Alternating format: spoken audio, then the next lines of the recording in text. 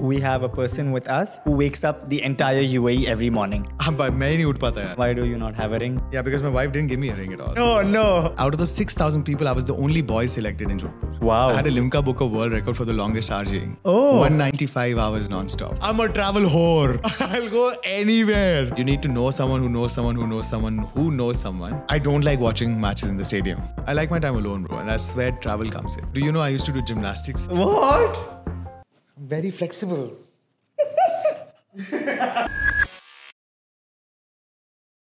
Hi guys, welcome to another episode of Spill the Tea, and today we have a person with us who wakes up the entire UAE every morning.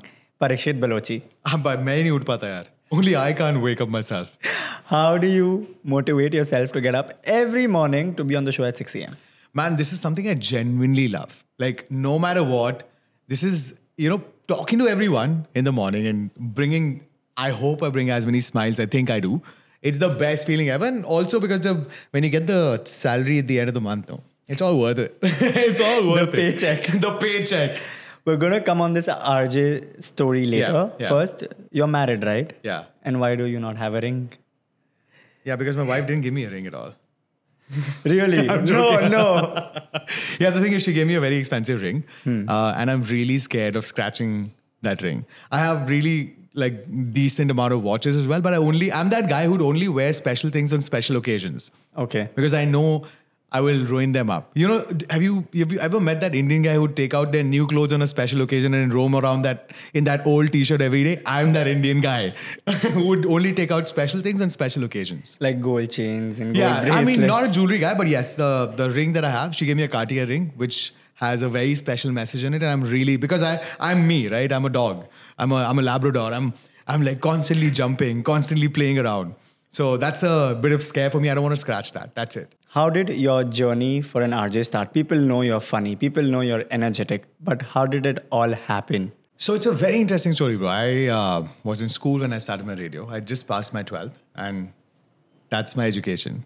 I've never went to a college, never had the money to go to a college. So I'm going to tell a story that I've never told anyone in public. Only my close friends know. I had a girlfriend at the time. She was a long-term girlfriend.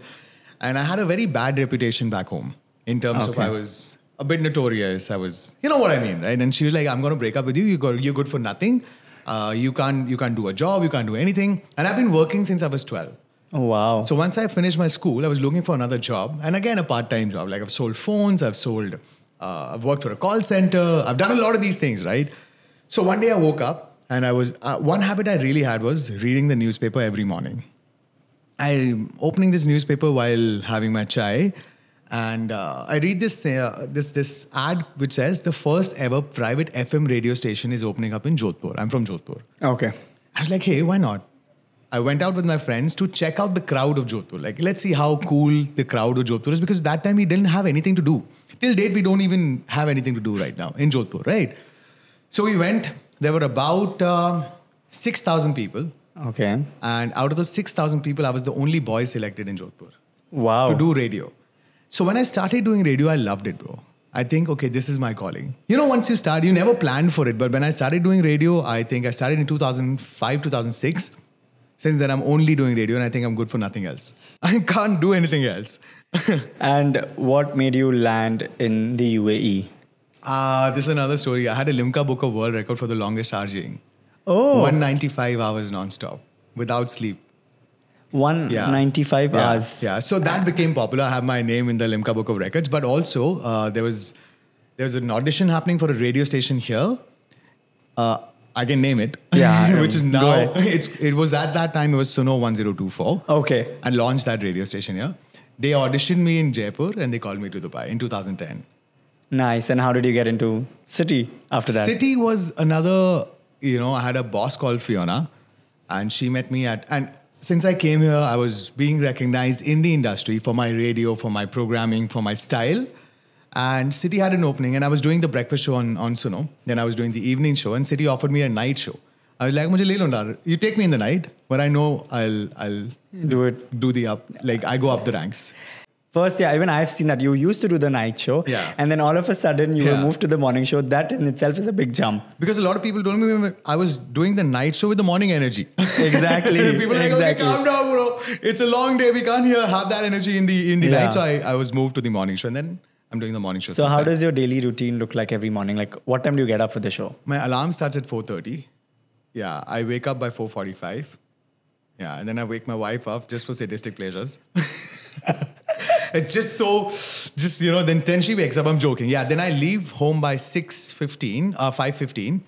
I'm at the office by 5:45 and we do my show and then I have post-show meetings, then we have other content plans that you work in content, right? Yes. It never ends. Never ends. And a lot of people think we have a lot of things a lot easier, but they don't realize on special occasions we have to work harder. True. Diwali is coming up, season time is coming up. You have a shoot after this. Yeah. You were talking about how you didn't even eat your lunch properly. I saw you eating. Yeah. Half of the time when you call Drew, half of the time he just goes, bro, I've got so much work, which is good.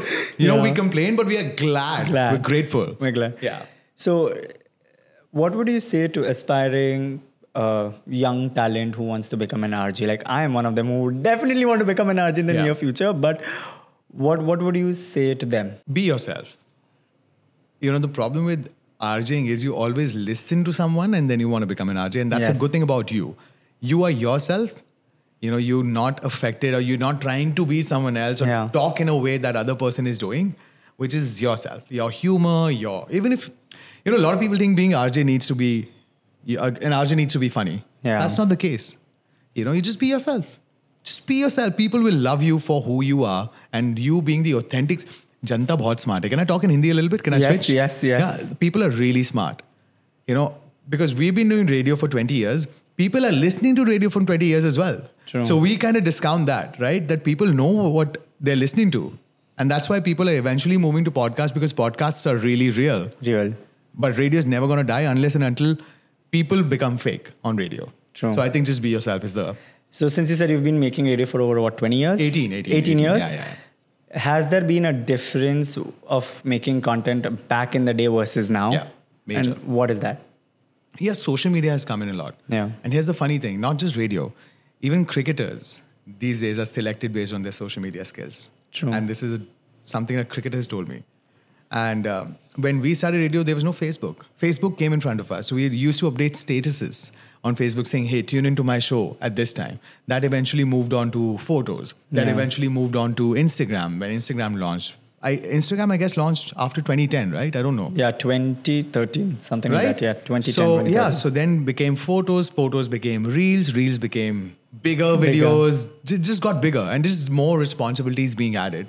And radio is now also, in the UAE, it's different. In India, it's different. In the UAE, it's completely different. It is very big in the UAE. Yeah. I would totally agree. It is impactful. Yeah. Like, especially with the bigger prizes. Yeah. Great music choices, everything. Yeah. So what is the difference when you create, do you see a difference when you create content for the radio and social channels? This is something I'd personally speak. Yeah. Because there's a lot of content clash, right? We constantly think, because some radio station content, I can do the same on mine, right? But that's why I want to have a niche where I'm a presenter, but I'm not an influencer. True. You get what I'm saying? So I'm a radio presenter who has an online influence, who's an online presence, not even influence. So I strongly believe that we constantly need to think what is the kind of following my radio station has, create content for that, because content is eventually for the person who's consuming it, not for you. Yeah. And my personal Instagram is to make me happy. Like, I love traveling. I have about 8 TB of data that I've not posted on Instagram. And what I genuinely tell everyone is my Instagram is my billboard, right? Yeah. I show people what I want them to see. They think they know me, but I'm only showing them one side. Like, you met me so many times outside that you would know, okay, this guy has so many other like angles to him as well. My Instagram is what I want people to see. If I'm posting 5 stories a day, those are strategically thought. You know what I mean, right? I know. People know about my sneakers because I put that on Instagram. People don't know about my other things that I'm interested in, because that's very personal to me. So as you were speaking about travel, I know you're a travel enthusiast. You love traveling around the world. Yeah. How many countries have you been so far? Right now, about 104. 104. Yeah. And which are the top 3 countries? Very difficult, bro. I cannot answer that question at all. You'll have to literally, I don't know what to do. I just cannot. But still, some place that you were like... I want to go here again. Like I can keep going again and again and again. Any country I'll go again because I'm a. Can I use bad words? We'll beep it out. I'm a travel whore. I'll go anywhere. Yeah, that's the thing, man. Travel is really, and it's also, half of the things we do in our adulthood are related to our childhood. True. Travel started for me as, again, another sobby story. But yeah, travel is very close to my heart. Yeah. Personal reasons. Okay. Very close. And what's your most memorable part so far of travel? Like, which is the best part that you remember? Like, that one thing must be there. So here's the thing that is not on Instagram, right? My next tattoo is going to be about, I know that somebody's watching over me when I travel. I'm getting goosebumps right now. When I travel, ask my wife someday, I get into some really dangerous situations. I've had a gun on my head as well. So anyways, I know that all my travels, I do travel for stories. For the stories that I can tell people when I'm sitting around. And that's travel for me. Not Instagram, bro. Instagram is one, because I love photography. Instagram is one part of it. You have so much data that we can sit and I can show you that you've never seen before. You know what I mean? Yeah. Instagram is one part, and yes, I do it. Yes, I do it. But I do it because I love it. Right? And I have stories that literally gets me goosebumps every time. My thing is, like in New York, I'll tell you one day. So in New York, and I look genuinely for experiences. I look for, I've had some really crazy experiences. Once I was in New York and I purposely stayed in Harlem in a hostel to see, everybody talks about how Harlem is a ghetto. And this is before, Harlem became popular on social media. I went in a hostel. I've been in a hostel in Mexico. But in New York, what happened was I got out one night just to experience Harlem. Nothing on me, no phone, no camera, nothing, just a pack of whatever. Yeah. Yeah. And I'm walking around. I get this thing from behind saying, hey, bro, whatever you have, give me. I'm like, I've got nothing. Whatever pack I had, I spoke with that guy and I gave him that pack and I went back home. In Mexico, I was almost about to get arrested because a friend of mine was carrying some stuff that was illegal there. A friend of mine, not me. Yeah. And, the cops there caught all of us. And again, I was staying in a hostel.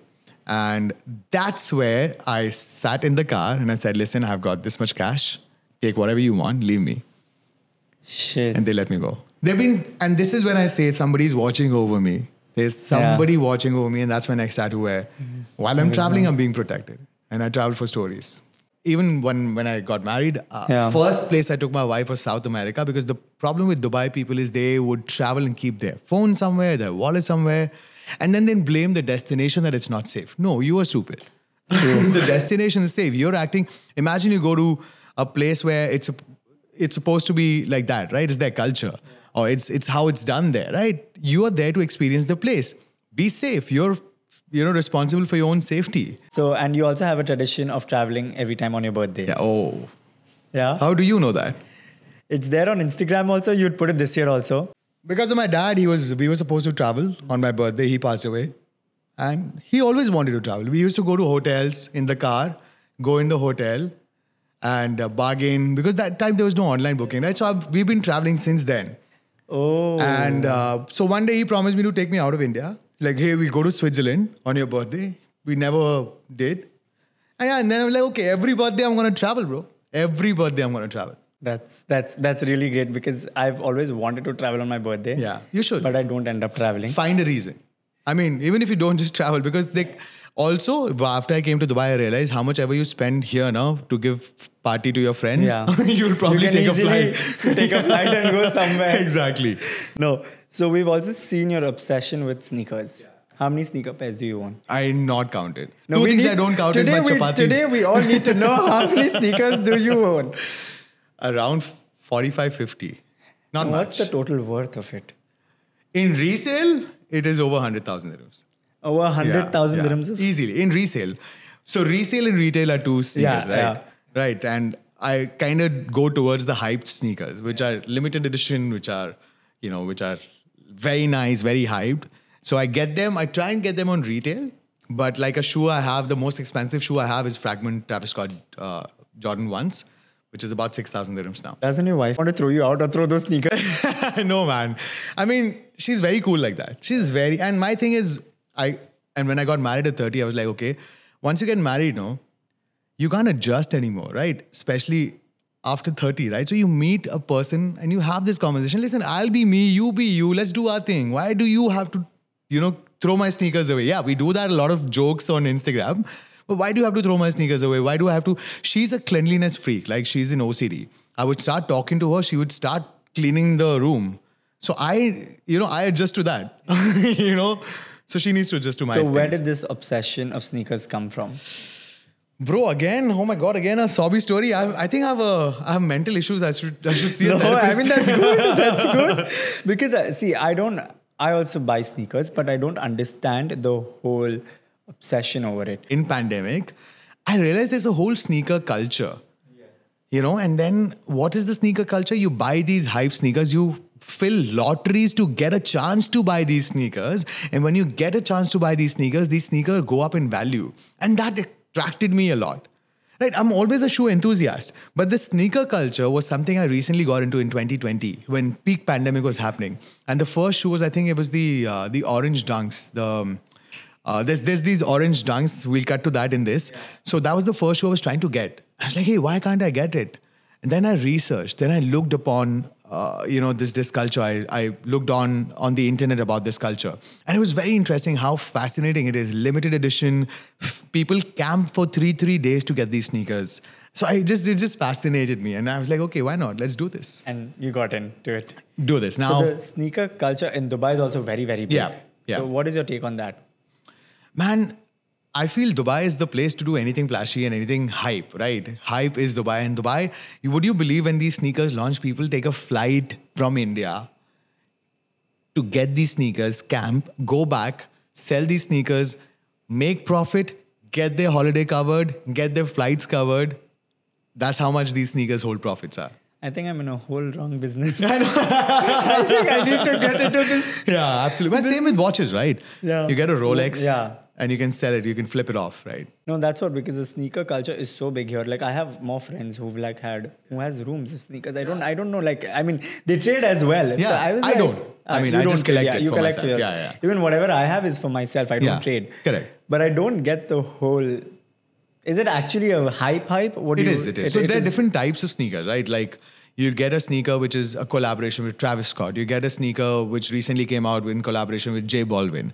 So these are very limited sneakers. Like, it's for, like, if you see what I'm wearing right now, it's just regular shoes. But a person who is into sneakers would think, oh, these are UNC's Jordan 4s. You know what I mean? It's like, if you know, and I'll never flash it. I'll never flash, oh, I'm wearing this. But if you know, you know. Kind of. Instagram pe aise jhuk ke, like you go down on your knees, you'll take it from here, you'll get your phone from the front. वो funny लगता है मुझे यार. I think it's really, I did that same thing today and I just dropped some chai on my sneakers today. Yeah. It's funny. I find it funny. It is very entertaining. That's how we also get to know. Okay, you've got a new sneaker pair. It's time to get on Parikshit's Instagram story. So you're also a big fan of cricket. Major. I played cricket, by the way. You've played cricket? I played at a big level in India, under 15. Under 15? Under 15. And where were you playing in India? Like in India, for India? Rajasthan. Oh. Yeah. And I've done decently. Then I gained a lot of weight.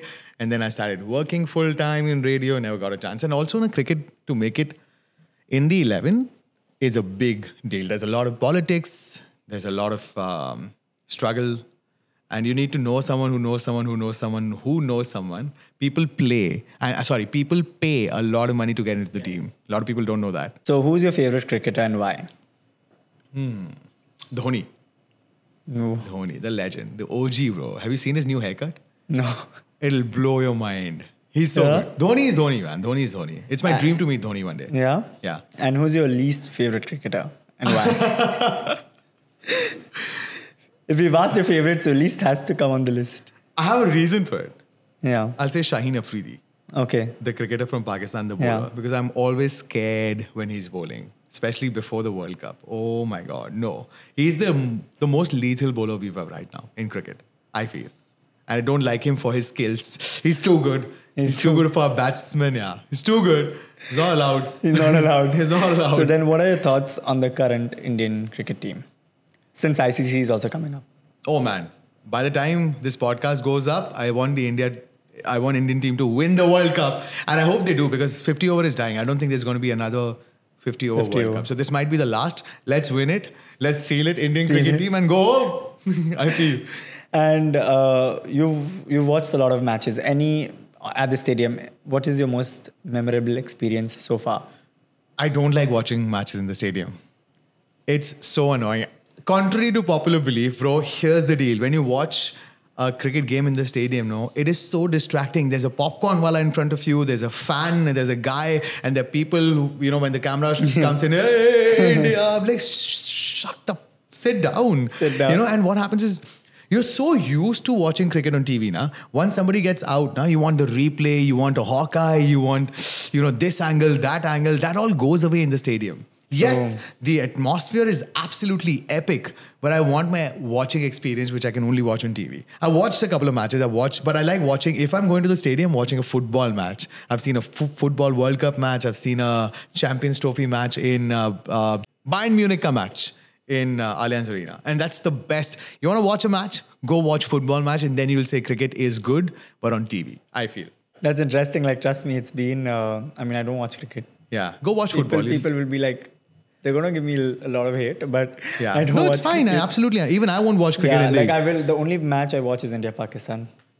Yeah, fair enough. For obvious reasons, I only go to dance. Yeah. That's it. My whole motto is to watch that match, is to dance, nothing else. And the best thing is to watch with your Pakistani friends and make India win. Oh my God, yes. But when the last, I think it was a T20 World Cup or something, when India we lost. Yeah, you got to get, we were take it there as well, and they were like, what happened today, guys? And we're like, not our day, but it's okay. We give it to enough. you. Exactly, man. That's the fun part, right? And that's the liberty we have in Dubai, to watch the match. Sri Lankan friends, Pakistani friends, Bangladeshi friends.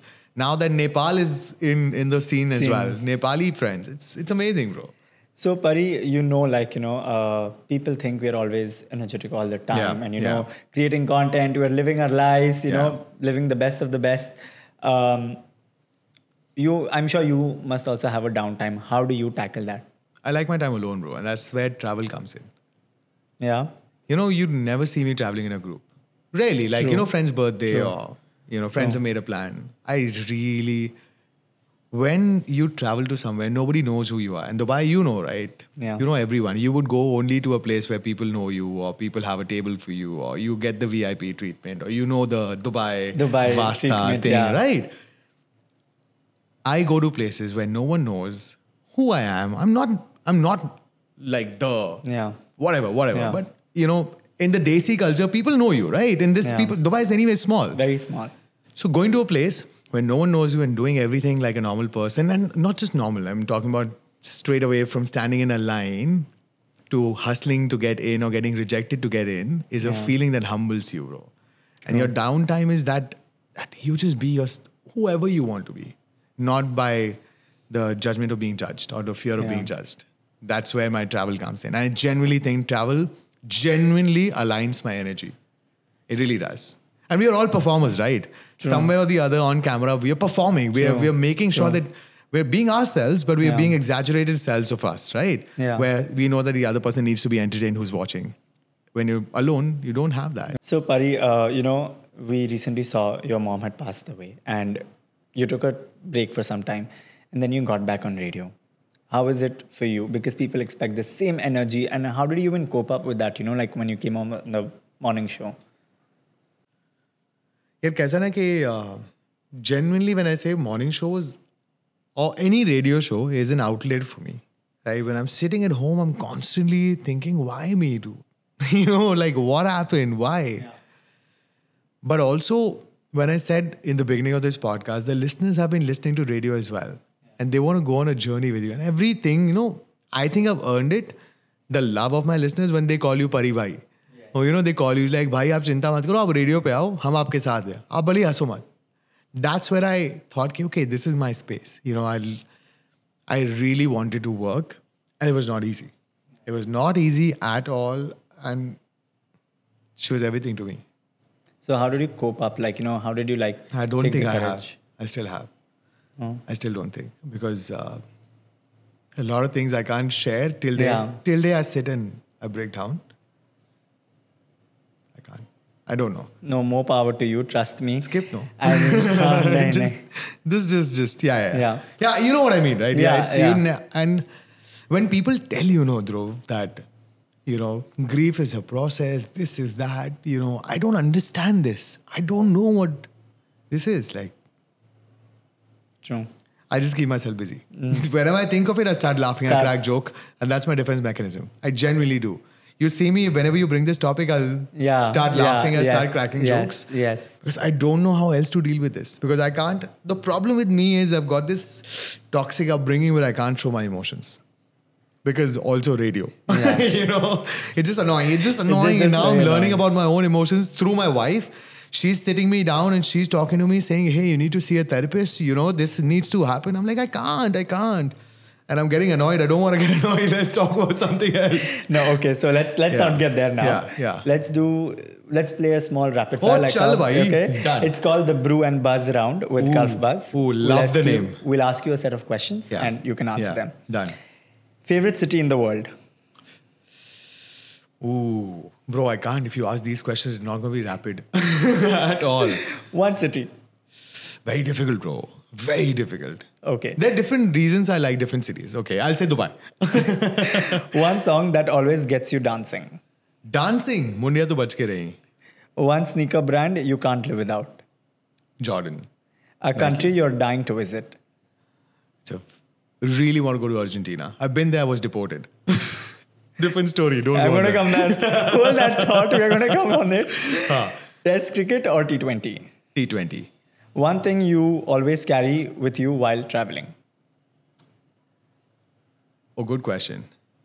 Ooh, I have a lot of these things. I have a set backpack, which has a lot of these, like, survival kit is my thing. It's a backpack which I never unpack, ever. So it's my camera, my survival kit. If I die somewhere where I'm alone, I have kit to survive. And I go to these places again. A radio show you wish you could host.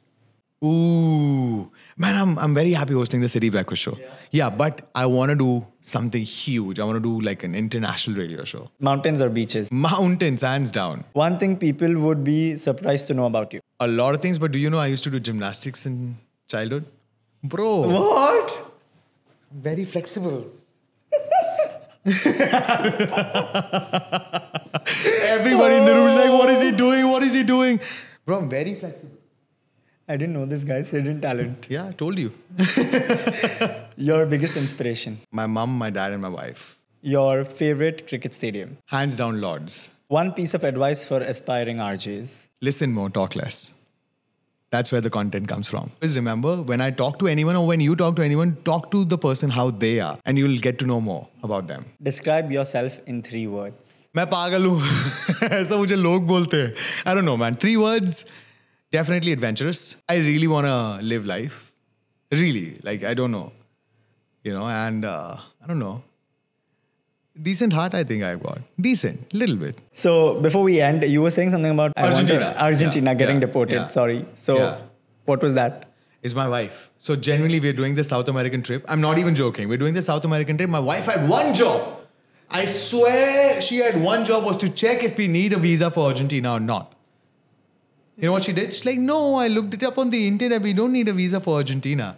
So I've planned the entire trip. I've done everything, right? I've bookings, flights, everything. One job. We landed in Argentina. The immigration officer goes, where's your visa? She goes to the immigration officer saying, you don't know, we don't need a visa. She's like, madam, I'm an immigration officer. What are you talking about? She's like, no, but I read it up on the internet. She's like, what internet? I'm the immigration officer, you idiot.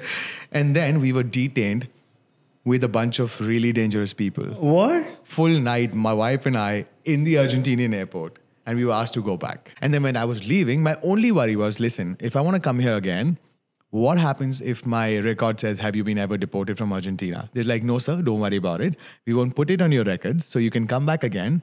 But right now, you need to get a visa. Thankfully, I had all these South American, Brazilian visa. Peru, you don't need a visa if you've got a Schengen. I've got a Bolivian visa. So all of that was there. Yeah. So they were like, okay, don't worry. We know you're traveling. You're not here for, bad intentions. Whatever intentions. Yeah. So you can go. No, that's interesting. Thank you, Parikshit, for coming. Thank you for your time. And I hope you had fun. It was actually very... Give me a 5. Flexible 5. I'm not. No, I can't. No, genuinely, more power to you, man. This is. Thank you. This so much. is how a podcast is supposed to be done. Well done. Thank you so much. More growth. Like, share, subscribe.